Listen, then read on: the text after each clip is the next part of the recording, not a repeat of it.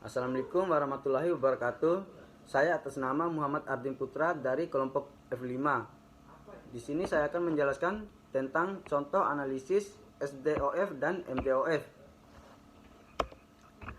Di sini saya akan menjelaskan pengertian SDOF dan MDOF. Sistem sederajat kebebasan tunggal atau single degree of freedom atau yang biasa disebut SDOF hanya akan mempunyai satu koordinat yang diperlukan untuk menyatakan posisi massa pada saat tertentu yang ditinjau. Bangunan satu tingkat adalah salah satu contoh bangunan derajat kebebasan tunggal. Sistem SDOF terdiri dari massa atau M yang terkonsentrasi pada tingkat atap dengan rangka massa kecil memiliki kekakuan pada sistem dan rendaman pelakat. Di sini ada contoh gambar modelisasi SDOF. Dari pemodelan di atas dapat dipersosiasikan dengan menggunakan hukum kesetimbangan Newton kedua, di mana gaya-gaya yang dialami struktur.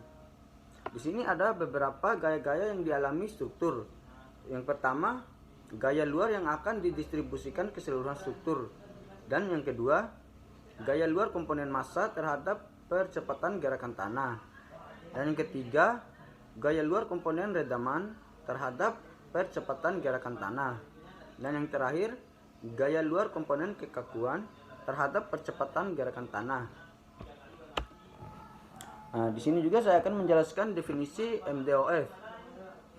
MDOF adalah multi degree of freedom atau yang biasa disebut adalah MDOF. MDOF adalah struktur yang mempunyai derajat kebebasan atau struktur dengan derajat kebebasan banyak. Derajat kebebasan atau degree of freedom adalah derajat independensi yang diperlukan untuk menyatakan posisi suatu sistem pada setiap saat. Pada masalah dinamika, setiap titik atau massa paduan umum hanya diperhitungkan perpindahan tempat dalam satu arah saja, yaitu arah horizontal. Beban dinamik yang umum dipakai pada analisis struktur selain beban angin adalah, di sini ada beban gempa. Gempa bumi akan mengakibatkan permukaan tanah menjadi getaran yang getarannya direkam dalam bentuk akselogram. Tanah yang bergetar akan menyebabkan semua benda yang berada di atas tanah akan mengikuti getaran termasuk struktur bangunan. Di sini ada analisis dinamika struktur SDOF dan MDOF.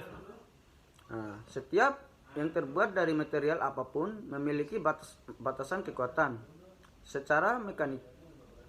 Hal ini secara gamblang dijelaskan oleh berbagai teori mekanika, di mana digambar kedalaman grafik street deformation, bahwa material yang akan runtuh apabila diberi beban yang melebihi kekuatan batasnya ataupun beban yang diberikan secara bertulang. Sebagai ahli struktur, salah satu tugas kita adalah mendesain struktur yang mampu menahan beban diprediksikan akan ditahan oleh struktur tersebut selama masa yang ditentukan.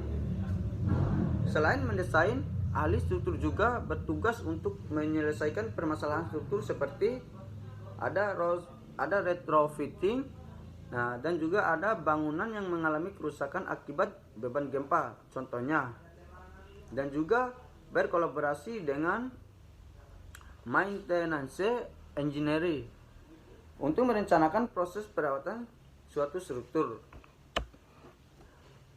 Di sini saya akan menjelaskan juga simpangan dinamik struktur dan dinamik load factor. Persamaan dasar F sama dengan MA, di mana F merupakan gaya yang dipengaruhi oleh massa dan percepatan. Percepatan yang dimaksud adalah salah satu parameter pergerakan tanah pada saat gempa. Parameter lain dari pergerakan tanah juga dipengaruhi oleh durasi percepatan. Velocity atau kecepatan yang dapat diperoleh dari percepatan dan displacement atau perpindahan. Amplifikasi pergerakan tanah. Pergerakan tanah dari batuan dasar dapat mengalami amplifikasi oleh kondisi bantuan, jenis tanah permukaan, dan pendalaman tanah lunak dapat menyebabkan amplifikasi yang besar. Oke, sekian yang dapat saya sampaikan. Lebih dan kurangnya saya mohon maaf. Assalamualaikum warahmatullahi wabarakatuh.